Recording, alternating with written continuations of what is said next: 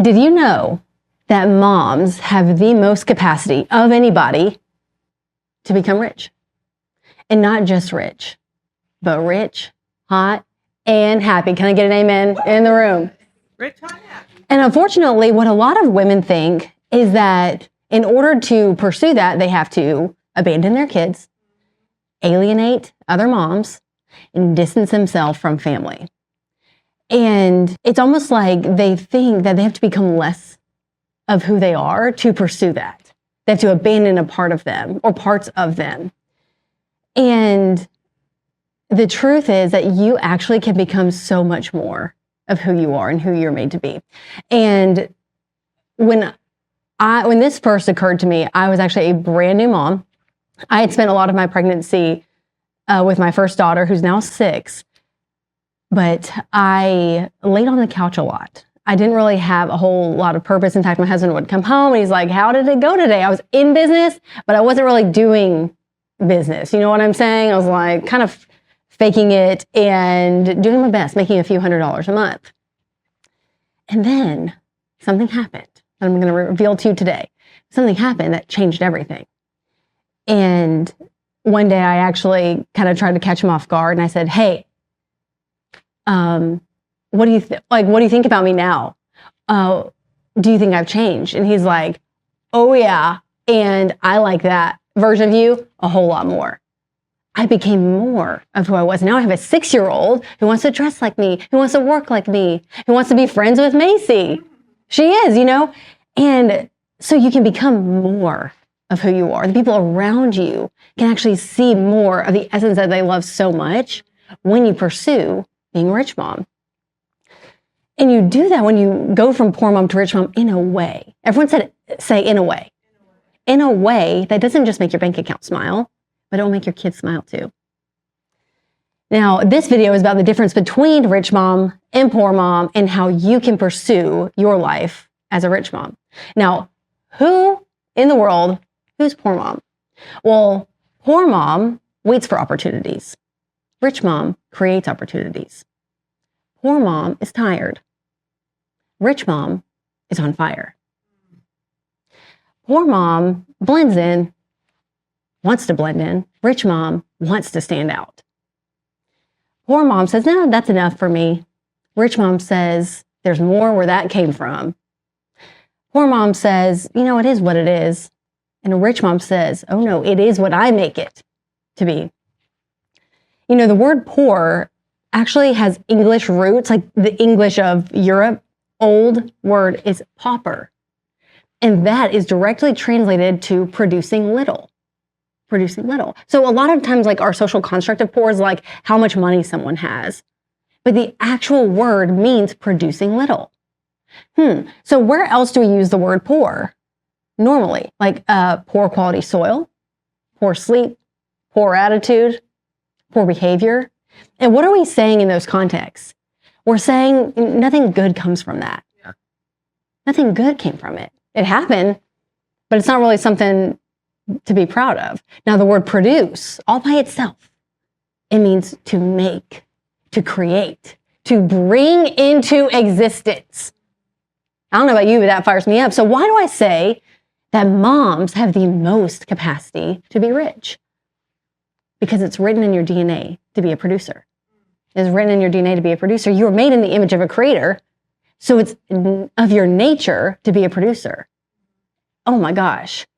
And so it's really cool that we make kids, I think, bring them into existence. But I really believe that is just scratching the surface of who you're made to be. Now, I know some poor moms, and even more so, I have been poor mom. I have been her. And it's not just the lack of money that makes you poor, but the lack of production that makes you poor. The lack of being the producer that you're made to be.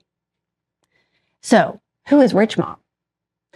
I want to acknowledge that the word rich can kind of rub people the wrong way. In fact, I think women generally have a judgment that says, I shouldn't pursue that. They judge the idea and they judge themselves if they want to have that. That it's almost like unfeminine. It's like the masculine thing to do to pursue being rich. And that makes a lot of sense when you think about who women are and that women bring into existence. They are givers, right? And so the desire for money to come in would naturally be associated with greed, right? Well, if I'm supposed to be a giver, then if money's coming in and I'm thinking about being rich and money coming in, then that would make me full of greed. And I really believe that to live your purpose as a producer, becoming rich is not greed, it is a need. It is a need. And I want to prove that to you. I want to talk about just the word rich.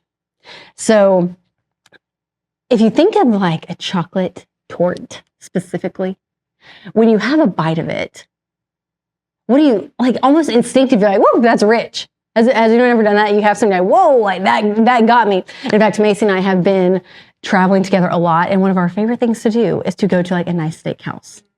We get ourselves some nice food, and just last week, we were at this big old dinner table, and we were with Myron and our mastermind, and I ordered the chocolate dessert, okay?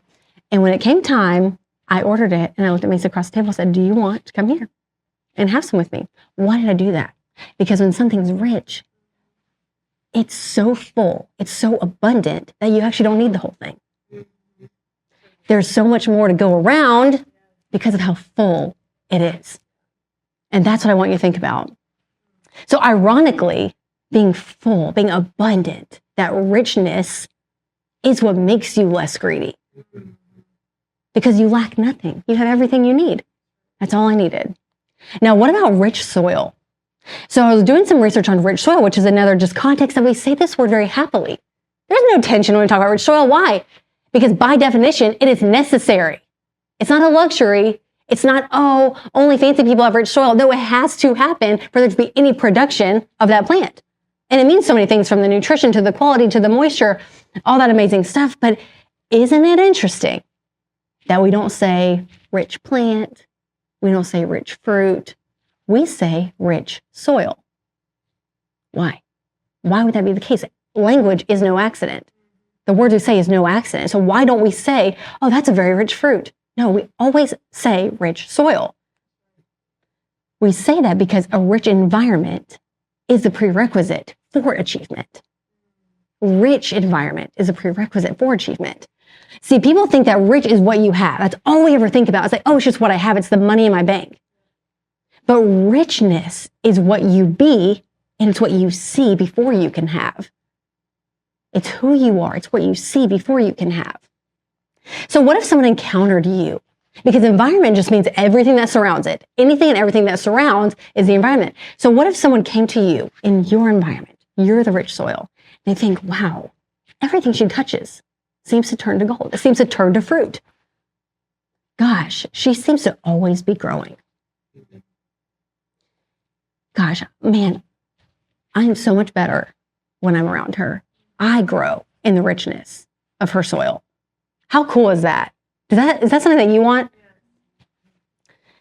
See, a rich mom, she doesn't just have the abundance that makes her life better, but the people around her and everything around her is better because of her. And I think one of the main reasons that women struggle with wanting to become rich and take on that rich identity is because of the lack of role models. I really believe that. And some really good news for you today is that there is actually a perfect role model who not only, she doesn't tell us, she shows us the exact framework for being the rich mom that you were born to be. And you want to know where I met her? I met her in the Bible. Now, she doesn't have a name, but we know almost everything else about her. And we get to know this woman in Proverbs 31. Now, Proverbs 31 is the last chapter of the book of Proverbs, and Proverbs was written by King Solomon, who was the wisest and richest man to ever be on the planet. And when I say rich, like wealthiest man on the planet, trillionaire.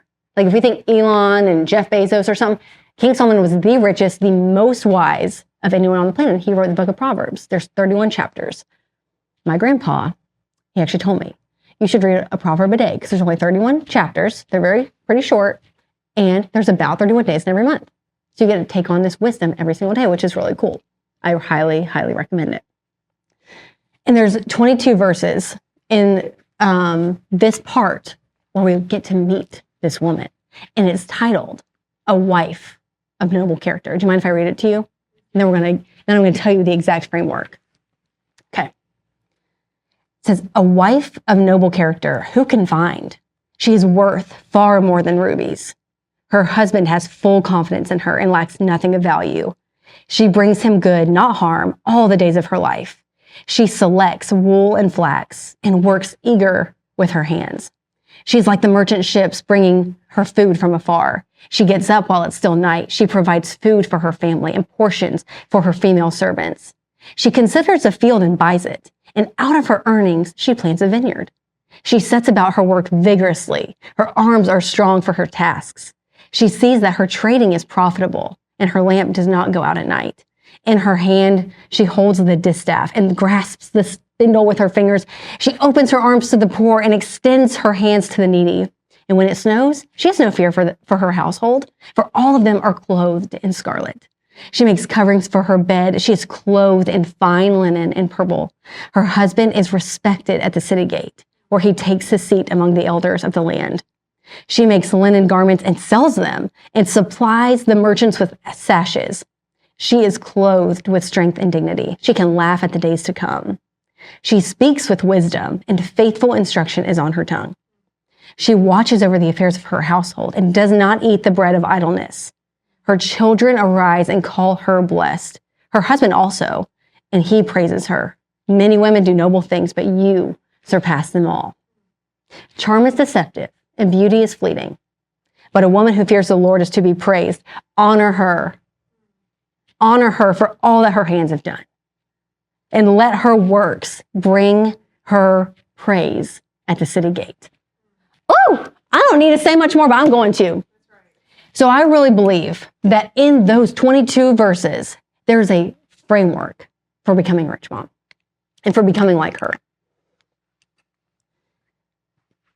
I believe that she shows us how to be rich, how to live rich, and how to get rich. Would you like to hear it? Yes. Okay, cool. So the first part of her showing us how to be rich is that she prepares for provisions. She prepares for provisions. Now, the word provisions, it just means supplies and resources. So that could be money, food, or any type of material. Now, the word prepare means to make ready. To make ready and to make ready or arrange in advance so you can know you are equipped for what's to come. To prepare is to make ready. So in verse 17, she said, it says in another translation, she girds herself with strength. When's the last time you used the word gird? Not me. I don't be using that word gird, but you know what it means? It means to prepare for something challenging. Wow. She is getting ready in advance for something challenging. You want to have a coaching business? That's going to be challenging. You want to speak on stage? That's going to be challenging. You want to have a big YouTube channel? That's going to be challenging. I can prove it to you in another video. The things you want to do are challenging. And her model is to gird herself, to prepare in advance because she knows what's coming. So it's going to be challenging. I'm going to be ready. I'm going to be strong when it happens. In fact, the word strength means the capacity to withstand great force or pressure. Anyone ever feel under pressure? Yep. Yeah. Strength helps you withstand the great force of pressure. And I think sometimes when we think pressure, it's actually when we bow out because it must be a sign that we shouldn't do it. But it's actually a sign to strengthen so you can withstand it. Y'all know how a diamond is created, right? It's a piece of coal, a little rock-looking thing that punishes kids and Santa. But under the amount of pressure equivalent to the Eiffel Tower being on your big toe, that's how much pressure it takes to make a diamond under millions of degrees of heat. That's the kind of pressure that makes something outstanding. And that's why strength is so important. In verse 25, it says she is clothed with strength. It's all over her from head to toe. It's how she thinks, it's how she acts, it's how she It's how she lives. So she is clothed with strength and dignity. She can laugh at the days to come.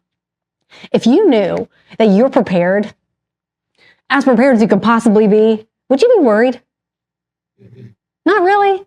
Be like, if it goes bad, I'm good. If it goes great, I'm good. I'm prepared either way. I'm strong. I can withstand the pressure. And if you've been alive for the past few years, which I know you have because you're watching this and you're not 4, you've gone through a pandemic. You've gone through some ups and downs economically. You've been through some stuff, right? So to be able to clothe yourself with strength and dignity and laugh at the days to come, like if it happens again, are you prepared? If tomorrow you get asked to speak on a stage, can you laugh like, oh, I can't wait to see how this turns out. I'm not anxious. I'm not uneasy. I'm ready. And that is the kind of ready that totally goes past just the getting ready that we so casually use in our society. Although it is important to present yourself, it's a readiness from the inside out. In verse 21, it said, she is not afraid of snow for her household, for all of her household is clothed with scarlet. That describes the snow represents harshness, a harsh environment. Do you ever feel like you're going into a lion's den? Maybe it's a meeting, a scary phone call. Like, she's not afraid of it. I'm not afraid of it. And of course, in this case, it's snow. She talks about having clothed with scarlet for her household. Being clothed with scarlet at that time represented high quality and expensive, the best for her house. It's not just for her, right? Like we're going back to this greedy thing. Like, no, this is about providing for your kids. Don't you want your kids to have the best? And to be rich and full and abundant, that's what that represents. So it's not just, oh, I'm not afraid what happens to me. I'm not afraid what happens for anyone in my family because I got my bases covered because I'm prepared and I'm strong. It also says they rise and call her blessed, and so does her husband. I think that's really cool because, like I said in the beginning, people think that they have to abandon their kids to pursue being rich, to pursue a full life in pursuit of their calling. And it's just not true at all. In fact, the work that you do can be the reason why you're the role model for your kids and not some teacher. You're the role model and not some girl on TikTok. You're the role model and not some girl at school who she thinks is prettier than her and she's probably not. But even if she is, you are the one she's looking at. They rise and call her blessed. You know what that means? It means good. I have a good mom. I love her. I look up to her. In verse 26, it says that she speaks with wisdom. Faithful instruction is on her tongue. I don't know about y'all, but growing up, I always heard that wisdom was like, oh, like old and wise. They're old and wise, like as if wisdom is a natural byproduct of age and experience.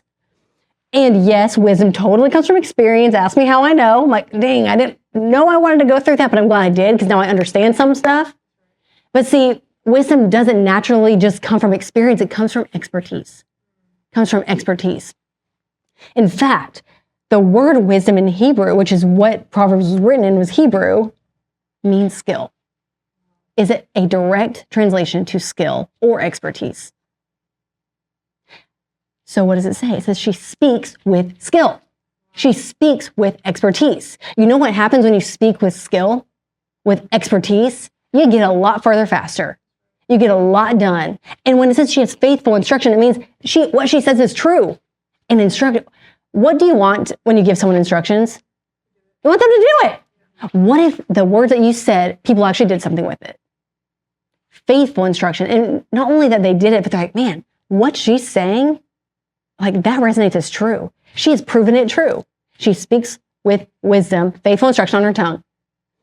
Man, I don't know about y'all. Do you want that? I want that. So she's in a constant state of readiness. She is fully and abundantly prepared inside and out. Now, how can you be in a state of readiness? Some practical things, okay? I'm going to give you 3.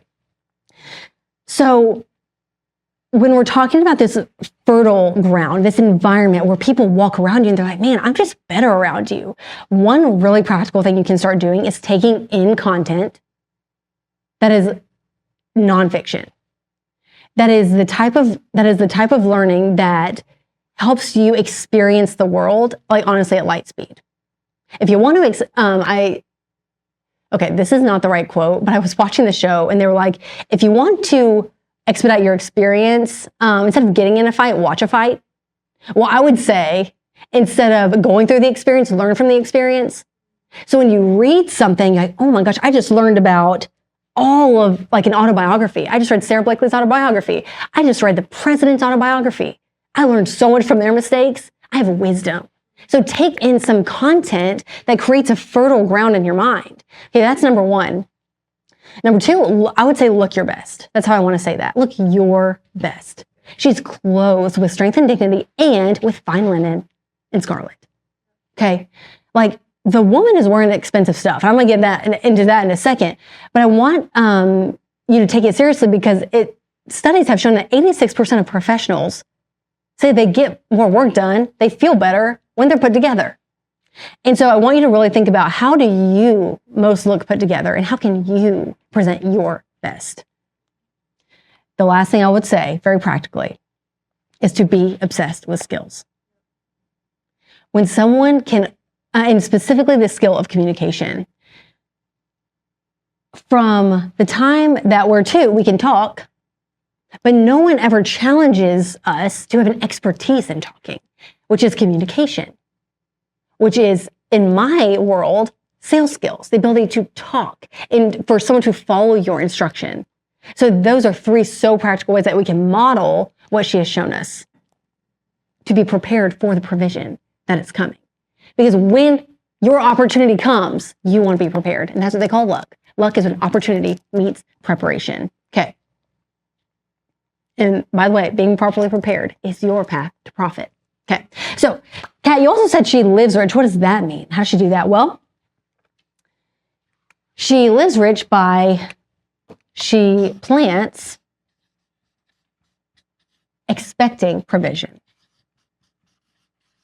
She plants expecting provision. So, of course, we're talking about dirt and planting and growing. The word plant means to place intentionally for the purpose of something to grow. And the word, like you're planting for a profit. You're planting for a beneficial outcome. And what she shows us here is that she is a doer. She is a doer. In verse 27, it says, she watches over the ways of her household and does not eat the bread of idleness. Does not eat the bread of idleness. Idleness is inaction, it's activity, it's being a consumer. So I really think women have bought into this lie that their one role is to be content. To be content. And Scripture does call us to be content whatever the circumstances, but I think that they've twisted it. They're not being content, they're being complacent. In the disguise of contentment. Contentment is joy. Contentment is peace. Contentment is laughing at the future, like whatever, I'm prepared, either way.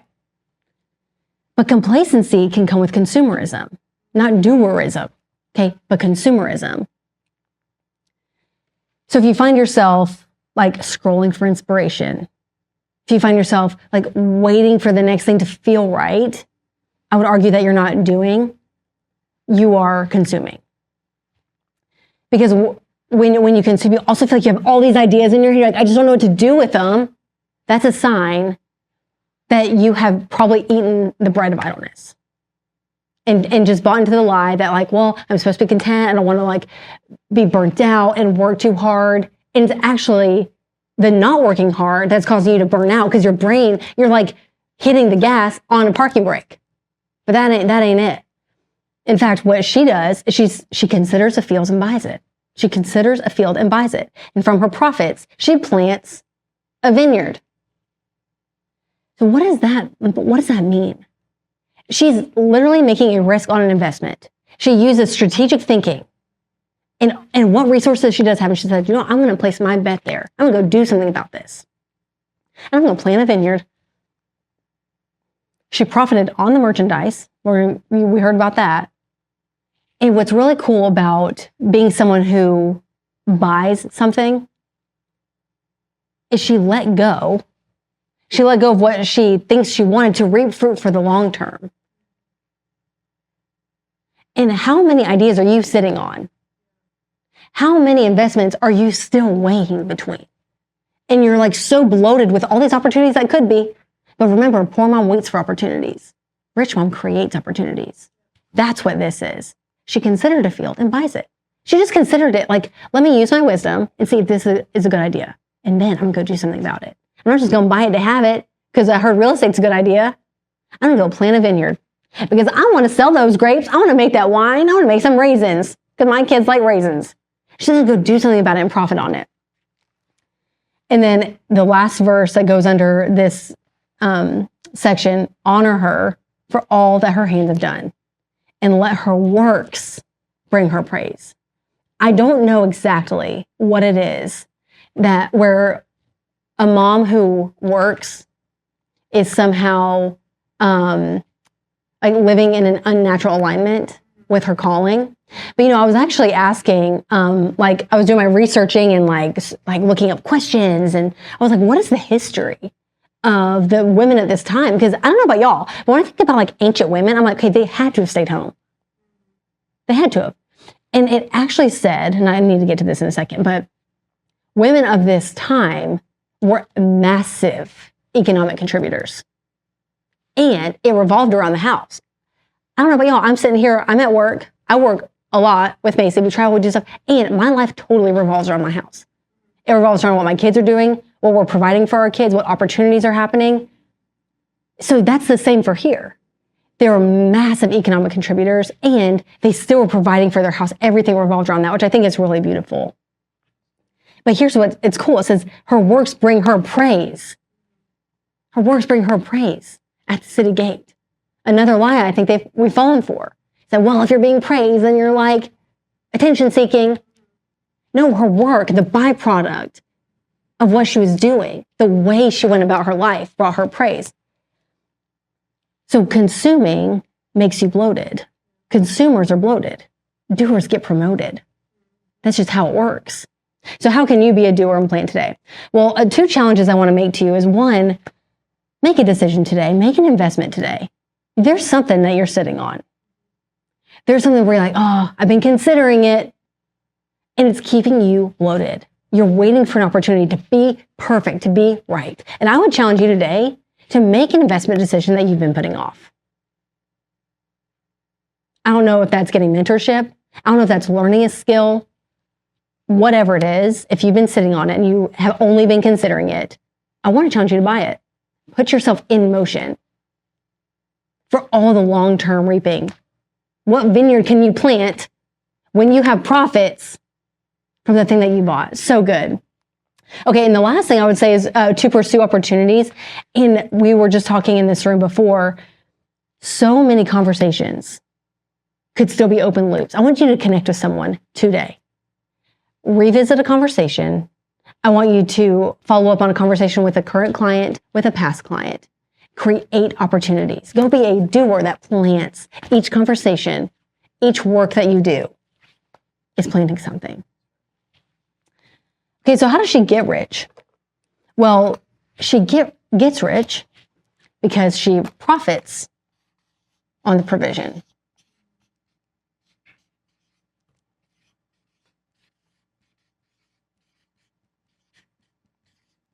She gets rich because she profits on the provision.